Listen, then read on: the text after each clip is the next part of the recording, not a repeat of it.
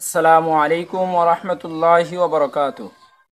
নবী করিম সাল্লাল্লাহু আলাইহি ওয়াসাল্লাম বলিয়েছেন, যেই ব্যক্তি তার উদ্দেশ্য তার জীবনে চলতে ফিরতে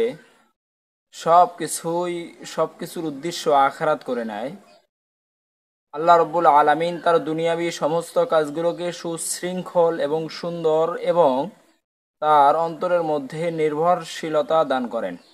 ফলে তার পায়ের কাছে দুনিয়া এসে পড়ে।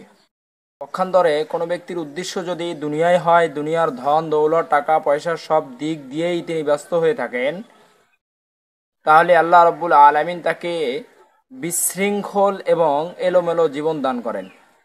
ফলে দুনিয়ার মধ্যে সে যায় তাই পাবে যতটুকু তার জন্য বরাদ্দ রয়েছে। হজরত ওমর রাদিয়াল্লাহু তাআলা আনহু একবার নবীজি সাল্লাল্লাহু আলাইহি ওয়াসাল্লামের দরবারে উপস্থিত হলেন। নবীজি সাল্লাল্লাহু আলাইহি ওয়াসাল্লাম ওই সময় চাটাইয়ের উপর শুয়েছিলেন। নবী করিম সাল্লাল্লাহু আলাইহি ওয়াসাল্লামের পিঠে চাটাইয়ের দাগ ভেসে উঠছিল।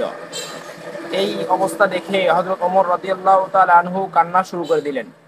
ওমর রাদিয়াল্লাহু তাআলা আনহুর কান্না শুনে নবীজি সাল্লাল্লাহু আলাইহি ওয়াসাল্লাম তাকে বললেন, হে ওমর, তুমি কান্না করো কেন?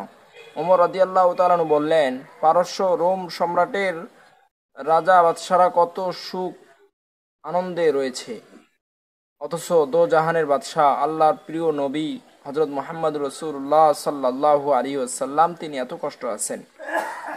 এবার নবী করিম সাল্লাল্লাহু আলাইহি ওয়াসাল্লাম বললেন, হে ওমর, পারস্য রোম সম্রাটের বাদশাদেরকে আল্লাহ রাব্বুল আলামিন দুনিয়ার মধ্যে নাজ নেয়ামত সব কিছুই দান করেছেন, কিন্তু তারা আখিরাতে কিছুই পাবে না। আর আমাদের জন্য আল্লাহ রাব্বুল আলামিন আমাদের সুখ নেয়ামত সব কিছুই আখিরাতে জমা করে রাখছেন। সুবহানাল্লাহ। প্রিয় দর্শক, আমরা এই আলোচনা থেকে জানতে পারলাম বা শিখতে পারলাম যে দুনিয়ার ময়দানে আমরা যারা মুমিন আছি, আমরা যারা ইমানদার রয়েছি, আমাদের কষ্ট আসবেই, আমাদের দুঃখ আসবেই, এখানে কোনো হতাশ হওয়া যাবে না। আমাদের উদ্দেশ্য একটাই হতে হবে, সেটা হচ্ছে আখিরাত। আখিরাতের উদ্দেশ্য যদি আমাদের হয়, তাহলে আল্লাহ রাব্বুল আলামিন আমাদের দুনিয়ার সব কাজ সহজ করে দেবেন ইনশাআল্লাহ। আল্লাহ রাব্বুল আলামিন আমাদের সকলকেই এই বিষয়টি বোঝার তৌফিক দান করেন, আমিন।